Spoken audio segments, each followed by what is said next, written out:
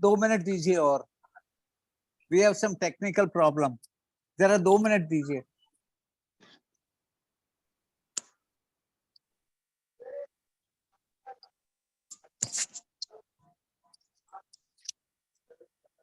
Sir मैं mobile में हो रहा है recording, I have started. Okay, go ahead. 24 तीर्थंकरों की वंदना करके मैं आज का ये अपना लेक्चर प्रारंभ कर रही हूँ। सभी को जय जिनेन्द्र, नमस्कार। डॉक्टर ज्योति प्रसाद जैन ने लिखा है, जैन धर्म एक ऐसी सनातन धार्मिक एवं सांस्कृतिक परंपरा का प्रतिनिधित्व करता है जो शुद्ध भारतीय होने के साथ साथ प्राय सर्व प्राचीन जीवन परंपरा है और जिसके उद्गम और विकास के बीच सुदूर अतीत के प्राग ऐतिहासिक काल में निहित है। मानव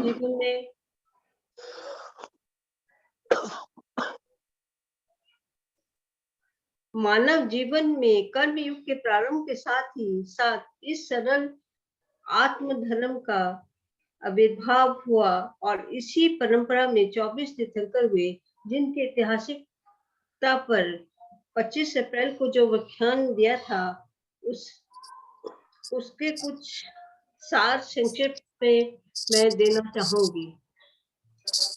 तीर्थंकर, पहला तीर्थंकर कोई अवतार नहीं होते और साधारण मानव की तरह उनका जन्म और मृत्यु होती है और बेबीलोन के गॉड्स के विषय में भी यही अवधारणा है। दूसरा है, यदि स्वस्तिक प्रतीक सभी प्राचीन संस्कृतियों में, परंपराओं में तथा सभी देशों में मिलता है, परंतु इसका मूल स्वरूप प्रथम तीर्थंकर ऋषभदेव के निर्वाण स्थल अष्टपथ से जुड़ा हुआ है और जर्मनी के चांसलर हिटलर ने स्वस्तिक की खोज के लिए 2 बार एक्सपीडिशन दल तिब्बत में भेजे थे।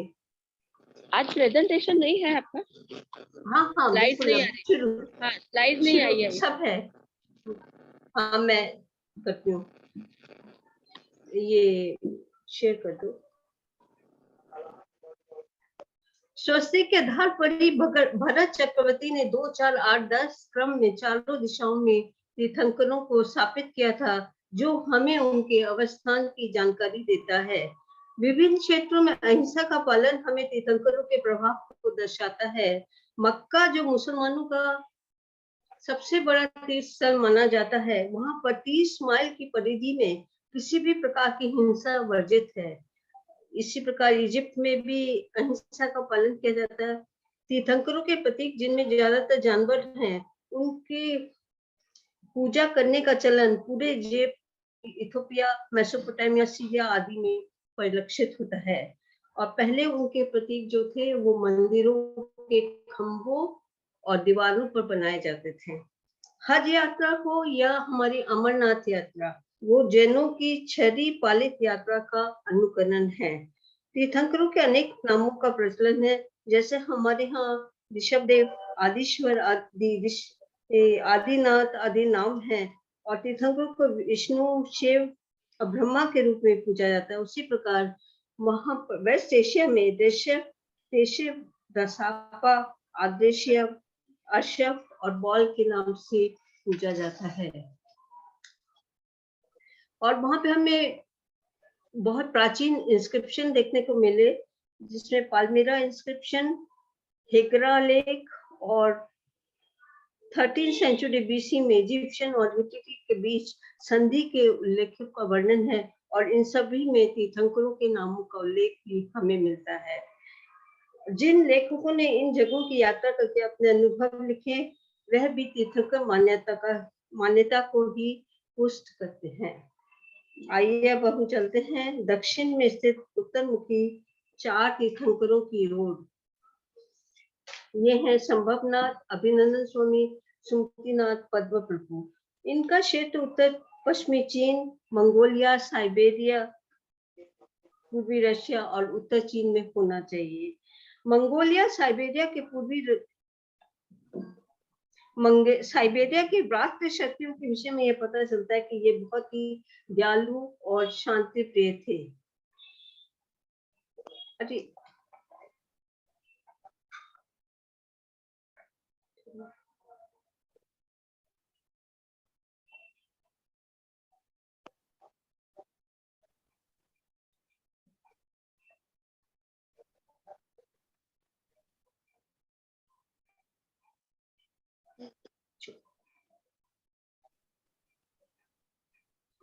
ये मानव ही नहीं पशु पक्षियों के प्रति सम्मान रखते थे। शमनों की पवित्र जगहों पर पशुवध घोर अपराध माना जाता था और ये वन संरक्षण करते थे जिससे नदियां, जानवर और वनस्पति सब सुरक्षित रहें। ये जो जूते पहनते थे वो भी इस प्रकार के थे कि उससे किसी भी घास फूस जंगल में किसी भी हानि नहीं हुई किसी प्रकार की भी। तो अब मंगोलिया और साइबेरिया में कुछ पहाड़ बहुत ही पवित्र माने जाते थे जिनमें बुरहान हार्डून, अल्टाई, सायन, सोगिनो, हारून है। मंगोलिया की राजधानी उल्टी बाटा 4 पवित्र पहाड़ों से घिरी हुई थी जिनमें एक का नाम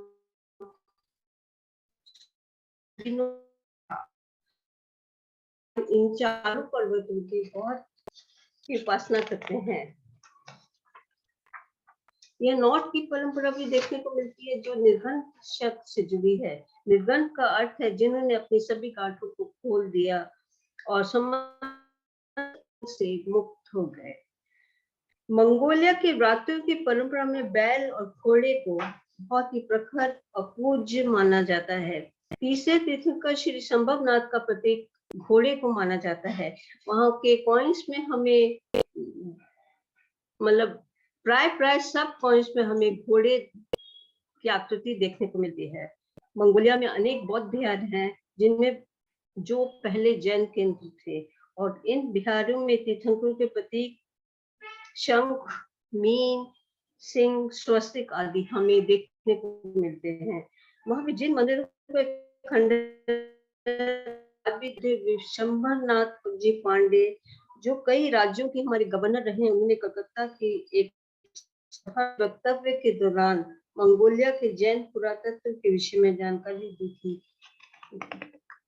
An Indian archaeologist in his article Jain Church in a paper in Bombay News 34 wrote that in Mongolia at one time a large population of the Jain community with many of their temples used to reside. The ruins of these temples and statues are still being excavated by the archaeologists. Professor Yuri Jetneprovsky of the Leningrad Institute of Archaeology said at a press conference at New Delhi that there had been contacts between India and Central Asia for about 10,000 years from as early as the Stone Age, and naturally traces of Jainism were there. Bharat के बाहर चीन, Burma, Cambodia, Vietnam, Sri Lanka आदि देशों में थेर Buddhism प्रचलित था। थेर शब्द तबीर से निकला है और थेर बुद्धिज्म में जैन तीर्थंकरों की उपासना की जाती है, जैसे वर्धमान थेर, पार्श्व थेर, नमी थेर, अजित थेर आदि।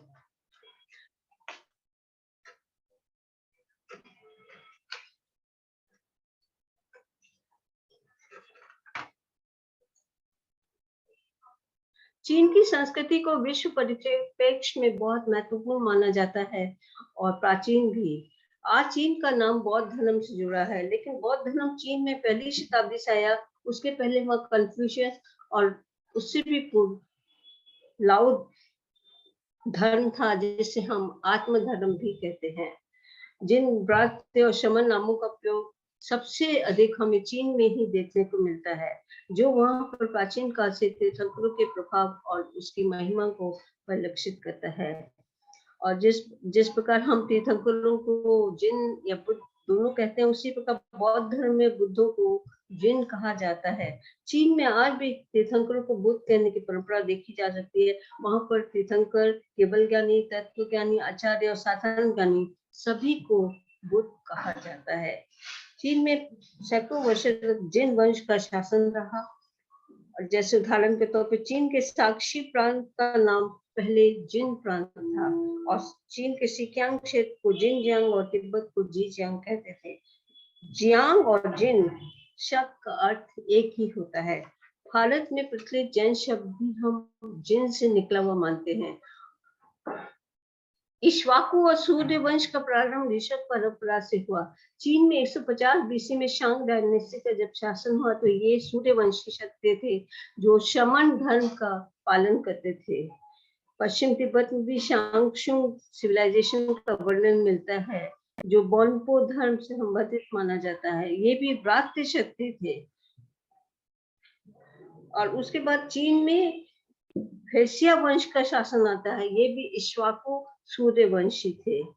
वानर चौथे तीर्थंकर अभिनंदन स्वामी का प्रतीक है। जैन साहित्य अनुसार ऋषभ देव के पौत्र लम्मी और विनमी को इंद्र ने कच्छ और महाकच्छ के क्षेत्र देकर उन्हें विद्याएं देकर विद्याधर जाति का प्रारंभ हुआ, उसी से हुआ था। और इनका मूल स्थान सिकियांग और तिब्बत में था।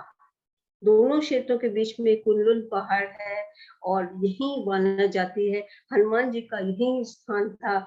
गंधमादन पर्वत पर कहते हैं हनुमान जी रहते थे, तो वो पर्वत भी यहीं पर है। और ये मानसरोवर कैलाश के उत्तर में स्थित है। यहाँ सैकड़ों गुफाओं में बड़ी बड़ी प्रतिमाएं निर्मित हैं, हजारों की संख्या में, जिनमें अधिकांश जिन प्रतिमाएं हैं। किसिल केव, तूफान केव, बिजली केव, डंठा केव, कुच्चा केव्स आदि में जिन प्रतिमाएं देखी जा सकती हैं। एम.ए. सेन ने जैन धर्म के अनभिज्ञता के कारण जहां भी जिन शब्द को लिखा देखा उसको बुत समझ के उसकी व्याख्या कर दी। ये यहाँ पर यद्यपि बहुत दिखाई नहीं देता, यहाँ जिन शब्द है, जिनास, 4 जिनास, और इसकी भी व्याख्या उन्होंने बहुत बुद्ध धर्म के अंतर्गत की है।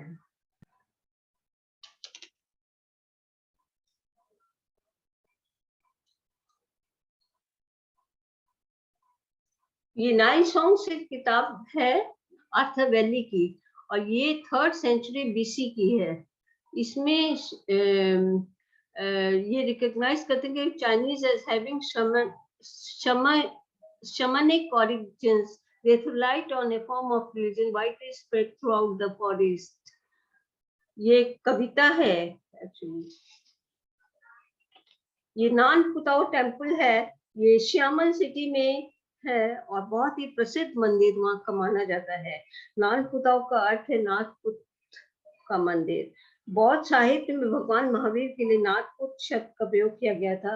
ये 600 ईस्वी सन में तांग डायनेस्टी के समय बना हुआ है। चीन में अंबिका देवी और पद्मावती देवी की उपासना क्वान यिन और गुआन यिन नाम से प्रचलित है। इनके मस्तिष्क के ऊपर तीर्थंकर मूर्ति प्रतिष्ठित रहती है, जैसे पद्मावती देवी के ऊपर पार्श्वनाथ की मूर्ति विराजमान रहती है।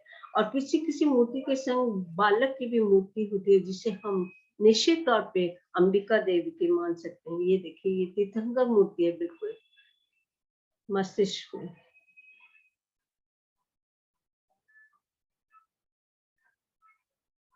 ये बौद्ध मूर्ति एकदम तीर्थंकर मूर्ति की तरह लगती है, और इस तरह की प्रतिमाएं पूरे चीन में दिखाई देती हैं।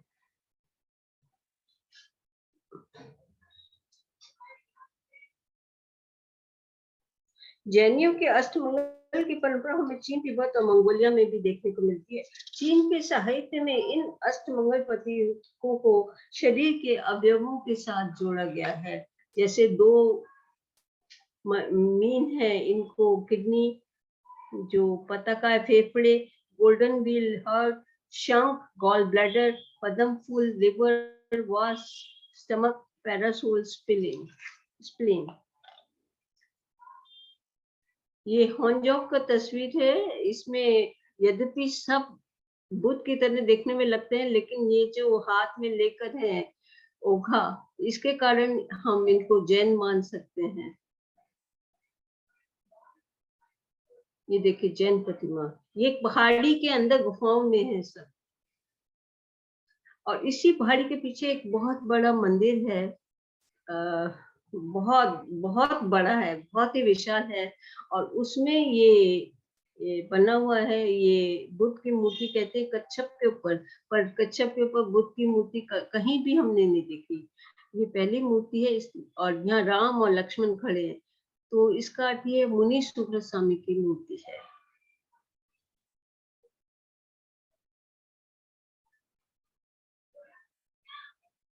यहाँ नीचे इसके सब नीचे भी मूर्ति है और सब में कपड़ा लगा के रखा है। ये बीजिंग के शंख मंदिर की मूर्तियां हैं, वो बहुत बड़ा मंदिर है और उसमें एक बहुत बड़ा गार्डन है। उसमें 500 अरहत जो भारत से आए थे उनकी ये है और इसमें लिखा हुआ है कि ये अरहत भारत से आए थे और ये शंख मंदिर है।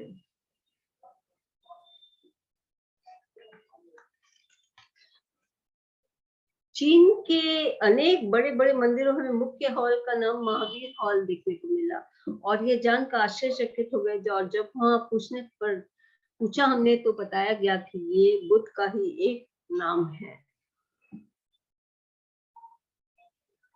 यहाँ तक कि शंघाई के भी मेन मंदिर के में महावीर हॉल हमने देखा था। ये सब महावीर हॉल है वहाँ के मंदिरों पे।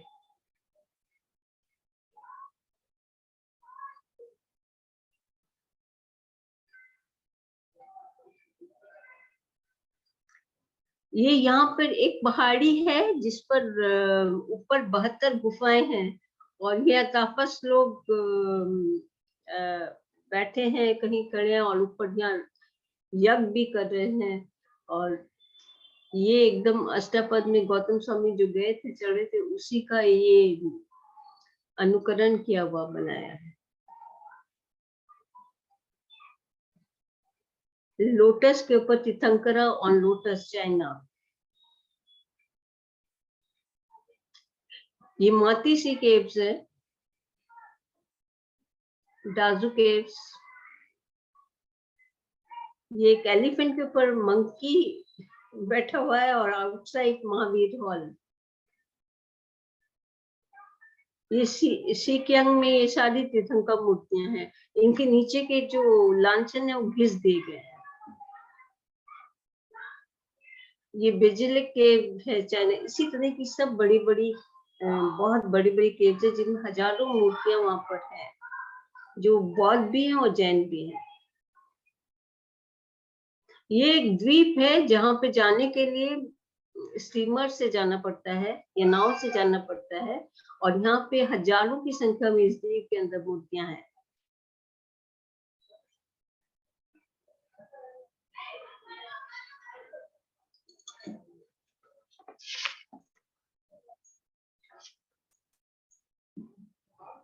पश्चिम में आसीन पूर्वी क्षेत्र के 10 तीर्थंकर सुपाशनाथ, चंदा प्रभु जी, सुखदीनाथ जी, शीतलनाथ जी, श्यासनाथ जी, वासपूज्य जी, विमलनाथ जी, अनंतनाथ जी के जन्म स्थलों को हम दक्षिण पूर्वी चीन, वियतनाम, कंबोडिया, जावा, सुमात्रा, बर्मा, मलेशिया, बांग्लादेश आदि देशों में चिन्हित कर सकते हैं। यहाँ पर वाराणसी, चंद्रपुर, काकंदी, बदिलपुर, सिंहपुर, चंपा, कंपिलपुर, हसनापुर और अयोध्या तथा चंपा आदि तीर्थंकरों से संबंधित नगरों के प्राचीन नाम यहाँ पर हमें मिलते हैं इन क्षेत्र में। और तीर्थंकरों की मूर्तियां भी यहाँ प्रचुर मात्रा में मिलती हैं, जिनमें स्वस्तिक, अर्चन, मगर, शिवस, गेंडा, महेश, वधा, गरुड़ की भी मान्यता यहाँ दिखाई देती है। इंडोनेशिया के ध्वज का राष्ट्रीय प्रतीक गरुड़ माना जाता है। ये बर्मा में बकान म्यूजियम में तीर्थंकर प्रतिमा है।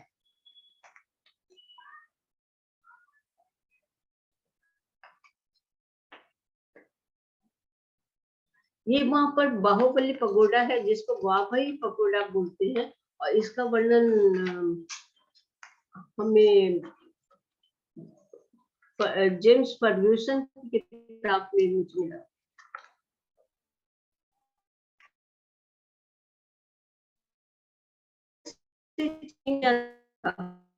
जिस था और वहां पे माउंट पोपा के विंड ऑफ केव में 4 लाख प्रतिमा थी, इसीलिए इसे माउंट ऑफ गॉड भी कहा जाता है।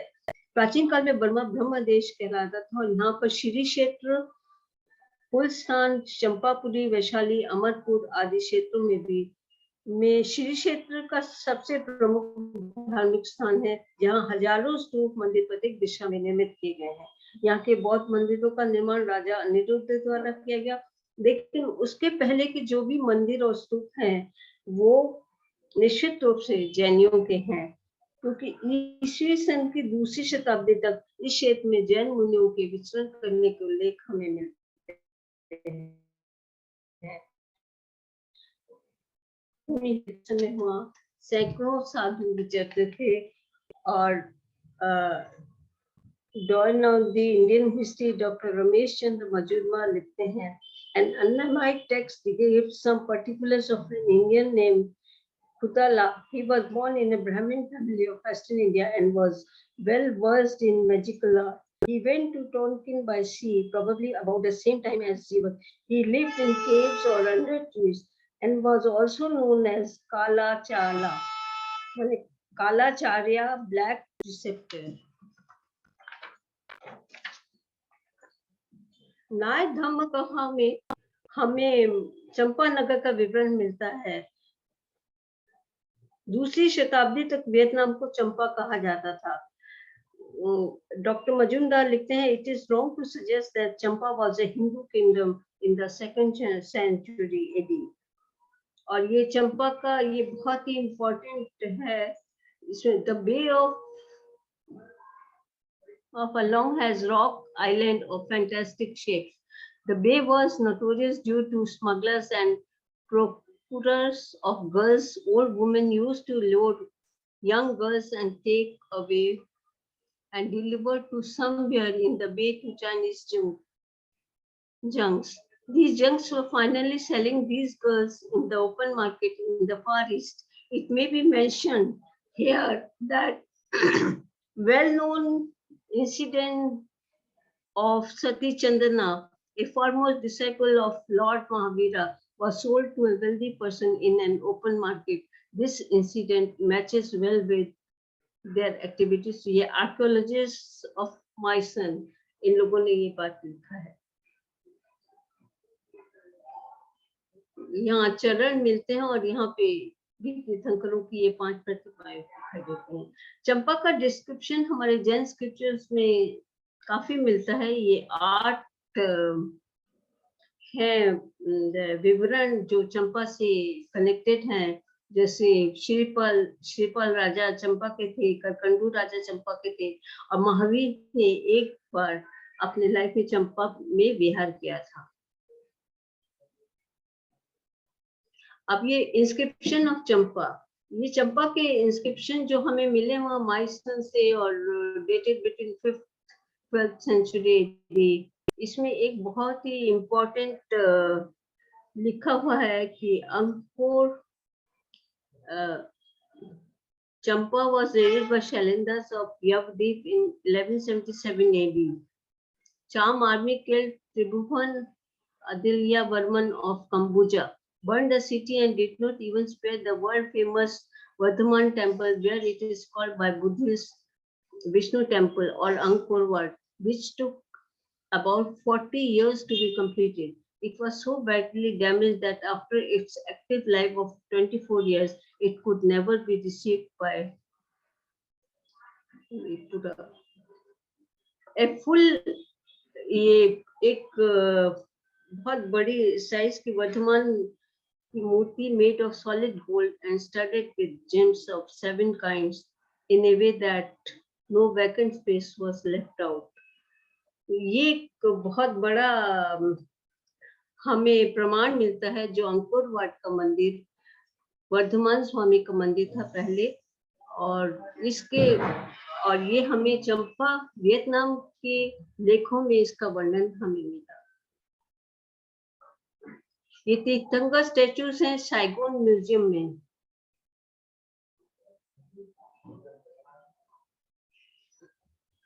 ये माइसन टेम्पल में ये मूर्तियां हैं तीर्थंकर। ये उसके खंडर हैं।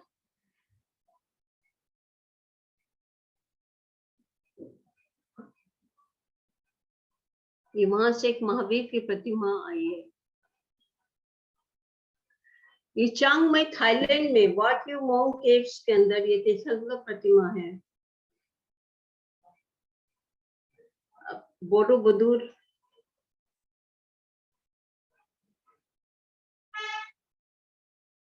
देखिए इस प्रतिमा में यहाँ नीचे एक लांछन दिखता है। ये अंकोर वाट के मंदिर के अंदर जो प्रतिमाएं हैं उनका चित्र है। ये सब तीर्थंकर प्रतिमाएं हैं, चौमुख भी है, चौमुख।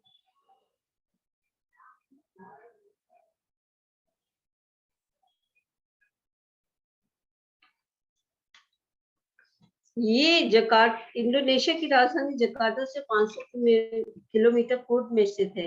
यहाँ पर संस्कृति का विकास भारत से प्रभावित रहा और उड़ीसा के सम्राट खारवेल का भी इन द्वीपों पर अधिकार था।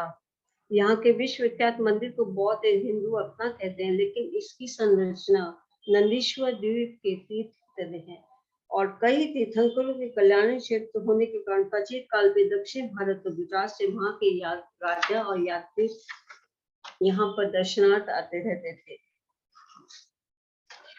यहाँ की शिल्प कला के निर्माता भी पूर्वी भारत की सराक जाति के लोग थे जो जैन धर्मावलंबी थे, क्योंकि बंगाल और उड़ीसा से की तथा अंकुरवाट दोनों जगह की स्थापत्य शैली में काफी समानता देखने को मिलती है। राजा सूर्यवर्मन ने अंकुरवाट के मंदिर का निर्माण अपने पुरोहित की देखरेख में करवाया था, जो उड़ीसा कर्नाटक की सीमा के निवासी थे। मंदिर निर्माण की सामग्री एवं सराक शिल्पी वो भारत से लाए थे और आज भी इंडोनेशिया और मलेशिया के सीमांत में सरावक द्वीप है और यहाँ के लोगों के नाम के बाद सराक लिखते हैं और आज इसे हम बोर्नियो आइलैंड कहते हैं।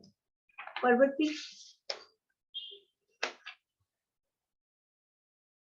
यहाँ की बहुसंख्यक जनता खामे जाति की थी और स्वर्गीय श्री जिनेश्वर दास जी के अनुसार यहाँ की बनावट 42 जिनाले मंदिर की तरह है। यह अत्यंत प्राचीन मंदिर था जो कई चरणों में बनाया गया था और समय समय पर इसका जीर्णोद्धार किया गया। मंदिर की भीतरी सतह प्राचीन है, लेकिन बाहरी सतह पर जो पत्थर लगे हैं वो बाद में लगाए गए लगते हैं।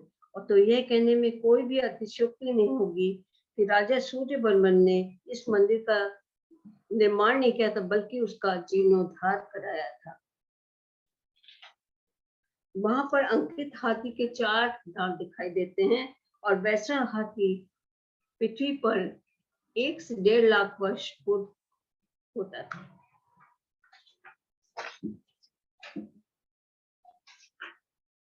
अंतिम 10 तीर्थंकर दक्षिण में भारत, श्रीलंका, नेपाल आदि स्थानों पर हुए थे। महावीर बिहार में, पाशनाथ वाराणसी में, नेमिनाथ शोरीपुर में, नमीनाथ और मल्लीनाथ नेपाल में, मुनि सुब्रतनाथ भड़ोच में हुए थे। ये भड़ोच की जो जामा मस्जिद है, कहते हैं ये पहले जैन मंदिर था और ये शकुनी विहार, a mosque in Khambat, Gujarat, India, built in 1325 CE over Shakunika Vihar, a Jain temple. Structure was built by Sri Lankan princess Sudarshana in 220 BCE.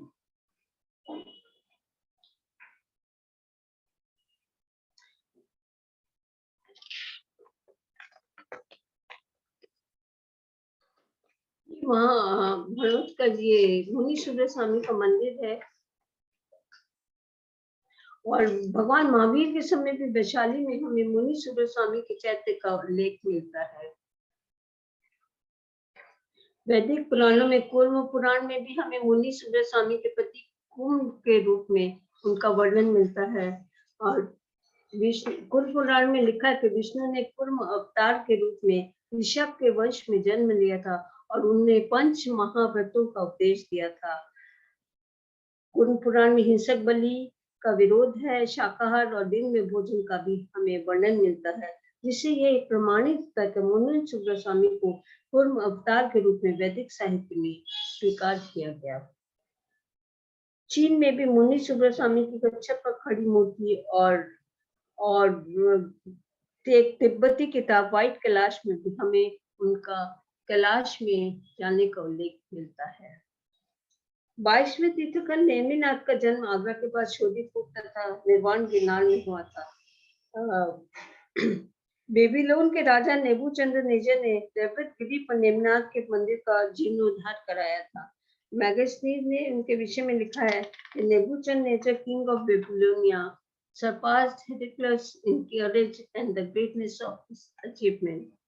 Bharat के बाहर उस समय नेबूचंद नेजर से शक्तिशाली राजा और कोई नहीं था, और उस समय उसका राज्य एध के नाम से जाना जाता था, बेबीलोन के नाम से नहीं।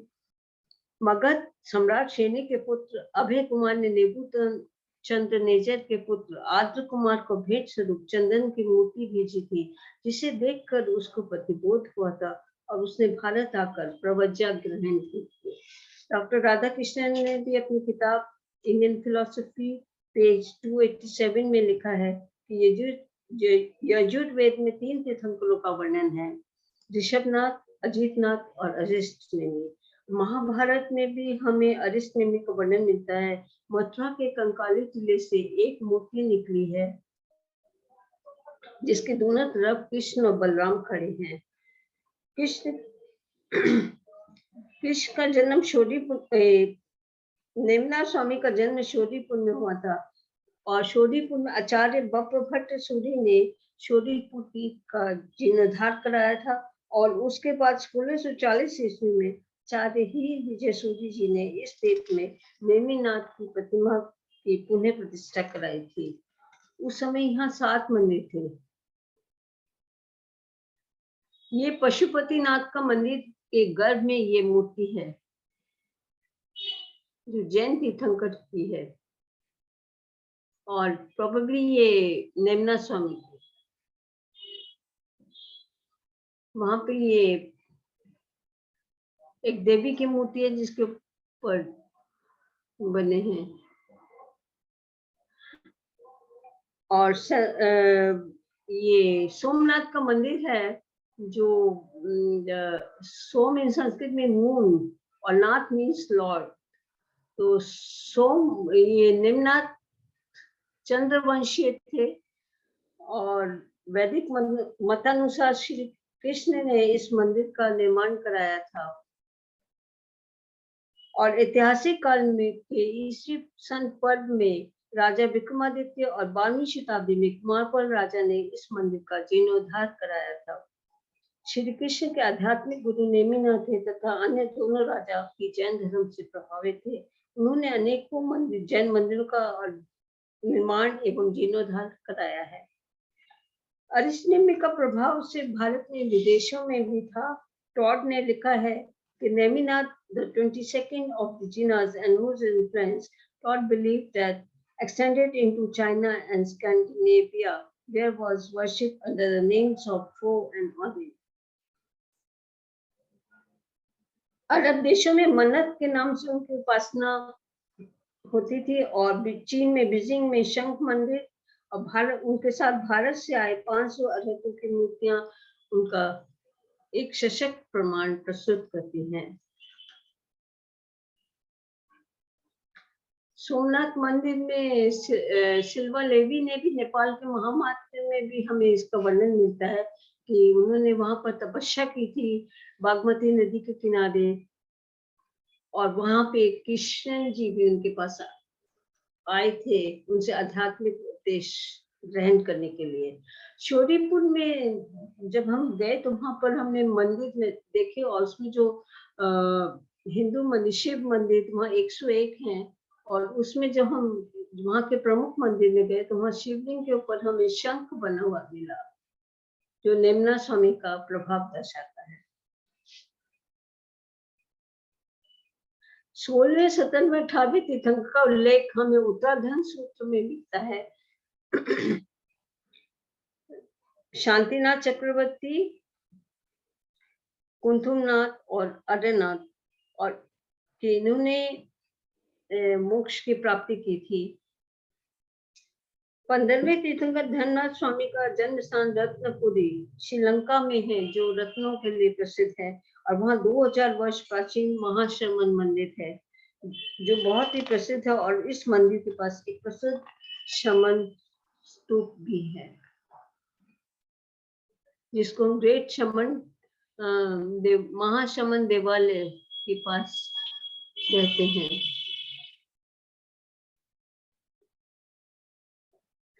14वीं शताब्दी में श्री जनपद प्रभु सूरी जी ने अपनी रचना विविध तीर्थकल्प में श्री शांतिनाथ के महातीर्थ का उल्लेख करके उसे श्रीलंका में होना बताया है।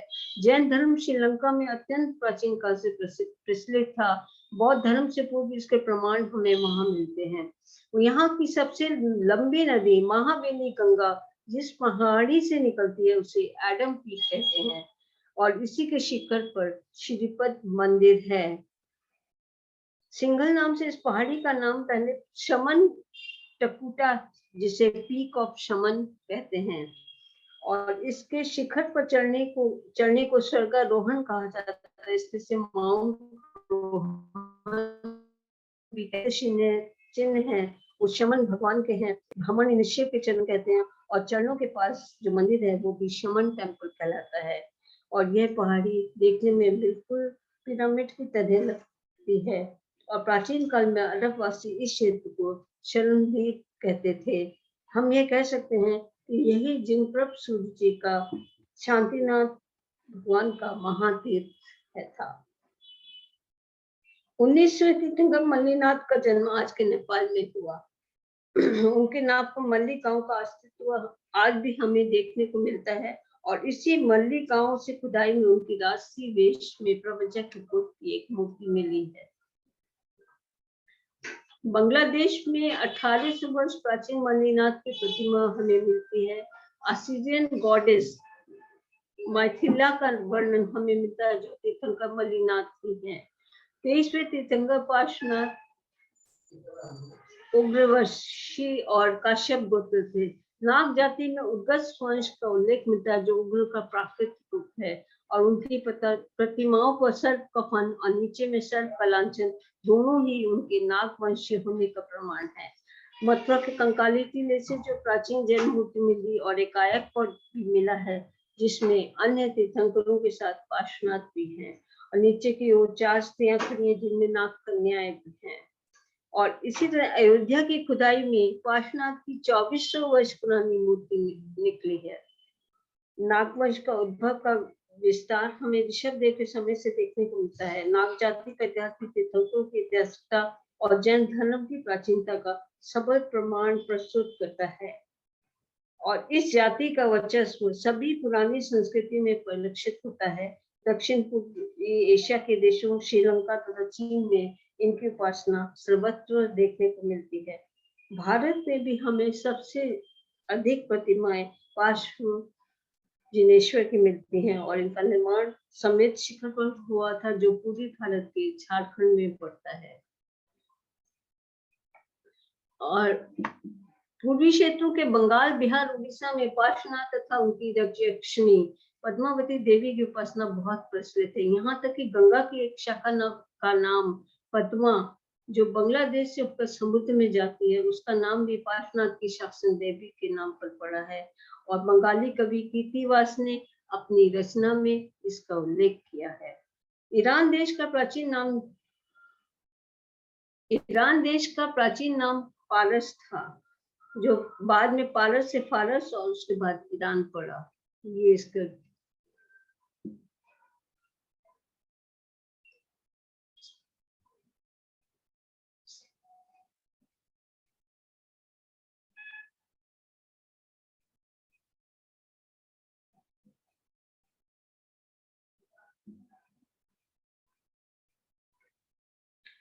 चार्ल्स बर्लिट्स ने अपनी किताब मिस्ट्रीज फ्रॉम फॉरगॉटन वर्ल्ड में लिखा है कि अमेरिका में 2000 ईस्वी पूर्व शमन आचार्य क्वाजल कोटल के नेतृत्व में पणियों का एक दल प्रशांत मध्य एशिया से प्रशांत सागर में होकर अमेरिका पहुंचा। आज भी वहां पर क्वाजल कोटल का अनेक स्मारक प्राप्त होते हैं। वहां की प्राचीन संस्कृति के लोग आत्मा की सत्ता पुनर्जन्म के सिद्धांत को मानते हैं। वहां की जयपुटेक, नवा, मिक्सिक्वीन, ओयोमी, केकची, ओल्मेक, इनका आदि जातियां के पूर्व पुरुष भारत की पहचान भारतीय शमन के रूप में की जाती है तथा वे सभी जातियां इस शमन धर्म से संबंधित है और इनका नाग वंशियों से गहरा संबंध है क्योंकि आज भी वहां पर नाग पूजा करते हैं। एज़टेक और माया सभ्यता के लोग भी अपने पुरोहितों को शमन कहते हैं जो शमन का ही रूपांतर है। ये नाग टेम्पल मैक्सिको, ये मैक्सिको के प्रशांत महासागर के तट पर जेना नाम का एक आइलैंड है। यहाँ की प्राचीन संस्कृति जैन संस्कृति से मिलती है। और इसी संदर्भ में मैं कहना चाहती हूँ कि मुझे एक व्हाट्सएप भेजा था डॉक्टर पार्सन ने अमेरिका से। उन्होंने उसमें लिखा, एक जानकारी दी थी, आर्मैंड लेवे was curator at our Orange County Museum. He wrote that the priests of South American Indians are called shamans, and that name came from shamans Jains from India. D.S. Venugopalacharya's book Worldwide Hindu Culture में लिखा है, the priest, ये Olmec है, ये मथुरा के,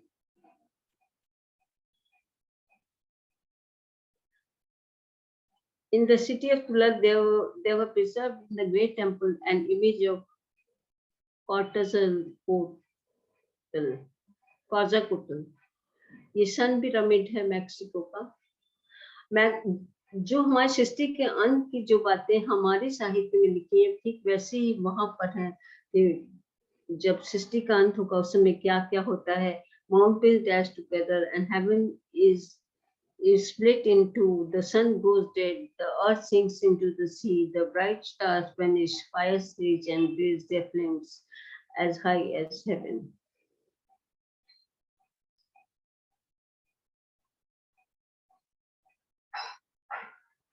Gold tablet found in Ecuador. Doctor D.S. वेणुगोपालाचार्य के book world wide Hindu culture में उन्होंने लिखा है, the pre Spanish ruler of America were Hindus who spoke Kannada and Telugu language and right in Kannada Telugu script. और इसी संदर्भ में भिक्षु चमनलाल ने अपनी किताब हिंदू अमेरिका में लिखा है, सो called red Indians belong to the ancient town referred to in Indian legend.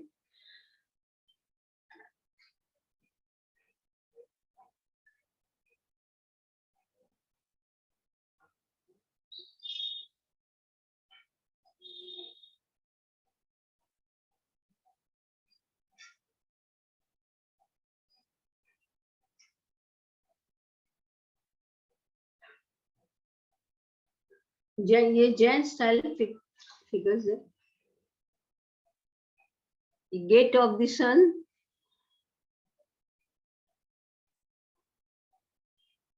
और ये लोग जगन्नाथ की पूजा करते थे।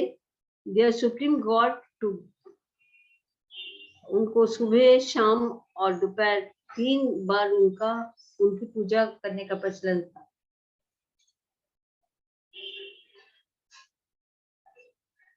अमेरिका में एरिजोना में एक प्राचीन भारतीय जाति निवास करती थी जिन्हें होपी इंडियंस कहते हैं। जैसे भारत हमारे बंगाल में सराग जाति जैसे शिल्पकारी में बहुत दक्ष है जाति है ये, वैसे ही होपी इंडियंस भी बहुत शिल्पकार जाति थी।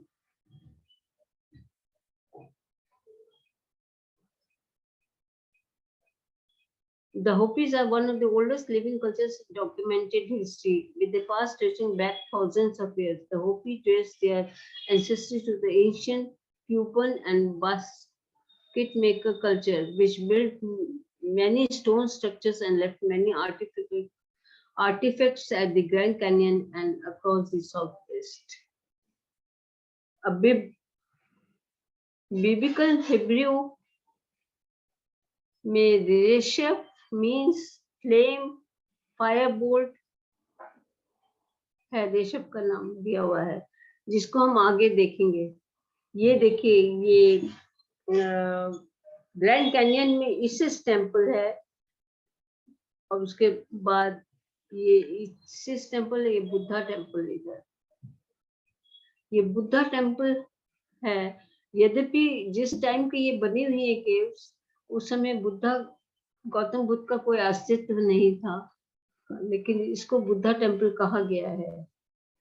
ये देखिए, ये मूर्ति वहां पे केव के अंदर है, और इसको कहते हैं कि बुद्ध के सादृश्य है ये मूर्ति, लेकिन उस समय बुद्ध नहीं है।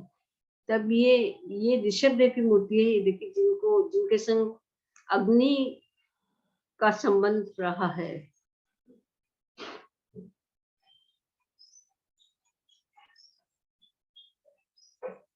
ये इनको इजिप्शियन मूर्तियों की सादृश्य बताया गया है। ये जैसे इजिप्ट में कायोसक मूर्तियां हैं उसी की तरह।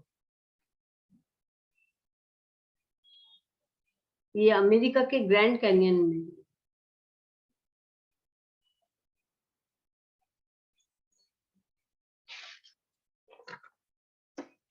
दक्षिण भारत में प्राचीन समय में पार्श्वनाथ की उपासना की जाती थी। वहां पर जैन तीर्थंकरों मुनियों को नैनार कहा जाता था। नागरकोइल जो एक बहुत पुरानी नगरी है, the Asian city has acquired its name Nagarkoil from the five-headed serpent shrine of Nagraja, which is situated in the heart of the present town. जितने भी वहां पे अर्हत टेम्पल्स थे उनको नैनार टेम्पल्स कहा गया। Kulugulummalai में भी Jain munis are written on stone indicating that they were Nainars. Stone inscriptions found in Thiruvannamalai speaks of Jain temple as Nainar temple. भगवान महावीर को प्राकृत ग्रंथों में रायपुत्र कहा गया है। राय का एक अर्थ नाग भी होता है और ज्ञात जाति भी नागवंशीय थी। नाग लोगों का मूल निवास हिमालय में था, वहीं से वे सारे विश्व में फैले थे। आज से 2600 वर्ष पूर्व भगवान महावीर का जन्म वैशाली संघ में समेत 8 राज्यों में से एक राज्य जहाँ ज्ञात कुल के राजा सिद्धार्थ राज करते थे, उनकी रानी तिसला की कुक्षी से हुआ। उनका नाम वर्धमान था, लेकिन अत्यंत साहसी और वीर होने के कारण वो महावीर कहलाए।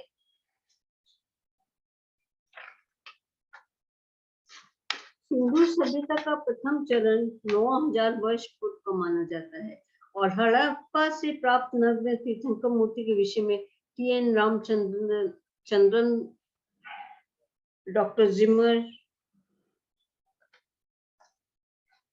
प्रोफेसर ए. चक्रवर्ती आदि ने उसको सिंधु घाटी की सभ्यता को ऋषभ संस्कृति से प्रभावित माना है। जैन मूर्तियों को बौद्ध मूर्तियां मानने की भूल पश्चिमी लेखकों ने तो की है, बल्कि उसका अनुकरण कर भारतीय इतिहासकारों ने भी किया। तिब्बत से प्राप्त नग्न चित्रों को बौद्ध चित्र बताया गया। हिस्ट्री ऑफ वेस्टर्न तिब्बत ए. फ्रैंके ने लिखा है कि the 4 monasteries, their special marks, these paintings represent Buddhist saints often nude and in a standing position. पंडित राहुल सांस्कृतायन ने अपनी तिब्बत यात्रा के दौरान अनेक जैन मूर्तियों को एक कमरे में बंद देखा था और उन्होंने उन मूर्तियों पर लिखे हुए लेखों का विवरण अपनी किताब मेरी तिब्बत यात्रा में किया है। इतिहास अपने युग का दर्पण होता है और जिस काल की जैसी परिस्थिति हो वैसा ही वर्णन इतिहासकार को करना चाहिए। दुर्भाग्यवश हमारे देश के इतिहासकारों ने अपने ही देश के इतिहास के साथ जितना अन्याय किया है उतना शायद कहीं और नहीं हुआ होगा। उन्होंने पूर्वाग्रह से ग्रस्त होकर वैदिक स्रोतों को ज्यादा महत्व दिया और पुरातत्ववेताओं की अल्पज्ञता, पक्षपात और उपेक्षा के कारण भी जैन पुरातत्व को अन्य मतानुयायियों का रंग दे दिया गया। हम कह सकते हैं कि इतिहासकार वैदिक और शमन स्रोतों को समान रूप से देखने में असफल रहे, यहाँ तक कि उन विदेशी विद्वानों के वर्णनों को भी उन्होंने अनदेखा किया जिन्होंने समकालीन समाज का वर्णन अपने लेखों में किया था। और इस विषय पर आर.के. जैन ने अपने preface of ancient India as described by Megasthenes में प्रकाश डाला है। ऋग्वेद की 51 ऋचाओं में हमें पणी जाति का उल्लेख मिलता है। ये जैन व्यापारी से जो व्यापार करने सुदूर देशों में जाते थे और इनके द्वारा ही किसी न किसी रूप में सब जगह तीर्थंकर संस्कृति का प्रचार हुआ। ऋग्वेद में इनके विषय में लिखा है कि ये कि हिरण्य और मणि द्वारा शोभायमान, व्यवसाय में दक्ष, जो रूप और संतान पर गर्भवती हो, जो धनी है, खाने पीने में रुचि संपन्न, जो धन की खोज में समुद्र यात्रा करते हैं, इंद्र को नहीं मानते, जो देव विहीन है, यज्ञो विहीन है, जो देव निंदक है, जो ऋषियों को दान नहीं देते, इनका दर्शन भी देव विहीन है। ये लोग इतने शक्तिशाली थे कि वैदिक गण इनकी क्षति करने में असमर्थ थे, अतः निरुपाय होकर इनके विरुद्ध ईश्वर से प्रार्थना करते थे। इन समृद्धशाली पणियों से ही हमारी प्राचीन मुद्रा का नाम पर्ण और वाणिज्य संसार का नाम पण्य हुआ। ये पणी लोग जैन थे और जिनको हम बिजनेसमैन शेस्ती कह सकते हैं, और इजराइल के जो गोलन उसमें माउंटेन में जो है, वहाँ पे जो मंदिर बने हुए उनपे एक मंदिर इन पणियों का भी है वहाँ पर।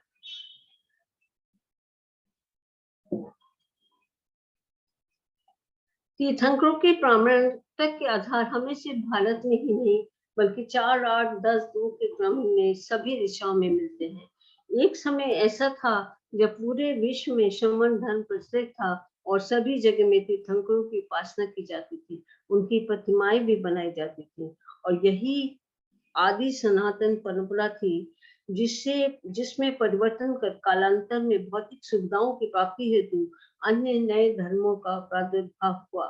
जब भी किसी नए धर्म का सूत्रपात होता है तो उसके द्वारा अपने मूल धर्म को समाप्त करने की कोशिश की जाती है, और हमारा इतिहास इसका साक्षी है कि किस प्रकार मंदिर को ध्वंस या परिवर्तित किया गया। अहिंसा के प्रतिष्ठापक तीर्थंकर प्रतिमाओं के सामने पशु बलि द्वारा हिंसा का तांडव किया जाने लगा। ऋषियों द्वारा शापित होने के भय एवं तंत्र मंत्र के द्वारा भयभीत कर लोगों को भ्रमित और उन्हें प्रभावित कर तीर्थंकर परंपरा से विमुख कर देवी देवताओं, यक्ष यक्षिणियों से भौतिक सुखों को प्राप्त करने की लालसा की ओर धकेल दिया। हमारे पवित्र ग्रंथों को परिवर्तित कर दिया गया और महापुरुषों के आख्यानों में पाखंडी वृत्तांत जोड़ दिए गए, और यही कारण है तीर्थंकरों के अस्तित्व के विषय में शंका होने का। जगन्नाथपुरी का मंदिर जो विश्व प्रसिद्ध है, वह मंदिर में मुंह पे कपड़ा बांध करके वहां पे भोग की तैयारी की जाती है और जमीकंद का इस्तेमाल नहीं होता, लेकिन उस मंदिर में रात्रि के 2 बजे बलि दी जाती है, और उस मंदिर के परिसर में आज भी 2 तीर्थंकरों की मूर्तियां परिलक्षित होती हैं, जो ये सिद्ध करती हैं कि ये जैन मंदिर था। और कलिंग जैन की जो मूर्ति खारवेल नंद राजा जिसे ले गए थे, उनको वापस लाए थे, वही मूर्ति यहाँ पर है, और जिसको गौतम स्वामी ने जिसकी प्रतिष्ठा कराई थी। और इसी तरह हमारे तीर्थ भी आज तीर्थों का भी अस्तित्व खतरे में है, चाहे वो शिखर जी का हो, गिरनार जी का हो या कोई भी हो। और यही कारण है कि वर्तमान पीढ़ी इन तथ्यों से अनजान होकर कर्म और पुरुषार्थ के मार्ग से भटक रही है। उनका तीर्थंकरों पर आस्था में शंका रहती है, और इसी को दूर करने के लिए मेरे इस शोध लेख लिखने का उद्देश्य यही है कि वर्तमान पीढ़ी में जैन धर्म की प्राचीनता, प्रागैतिहासिकता और अनादित्य के प्रभावमान धारा से प्राप्त साक्ष्यों से हम 24 तीर्थंकरों के अस्तित्व में सहज आस्था और विश्वास जगाएं, और उस पर जो आवरण सदियों से डाला जा रहा है उसको हटाकर सत्य को पुनः प्रतिष्ठित करें। हमें अपनी इस विश्वविख्यात एवं मान्य तीर्थंकर परंपरा पर गौरव होना चाहिए, क्योंकि विश्व के सभी धर्मों, मानवीय आत्मविकास तथा समाज के विकास की प्रतिष्ठा का मूल आधार यही तीर्थंकर परंपरा है। इसी के साथ मैं अपना ये वक्तव्य समाप्त करती हूँ और आप लोगों से आग्रह करती हूँ कि अपने प्रश्न रखें।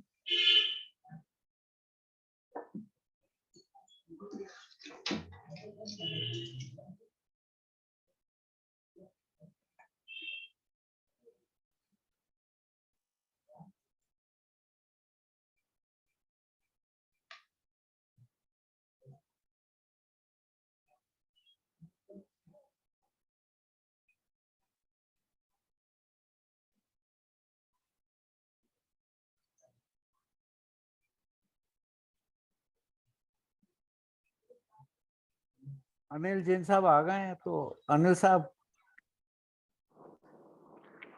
हेलो अनिल कुमार जी साहब। हाँ साहब, जय हिंद साहब सबों को। जय जिनेंद्र। तो ये आपका ये लता जी का सेकंड लेक्चर था और बहुत अच्छा रहा, लेकिन जो भंडारी साहब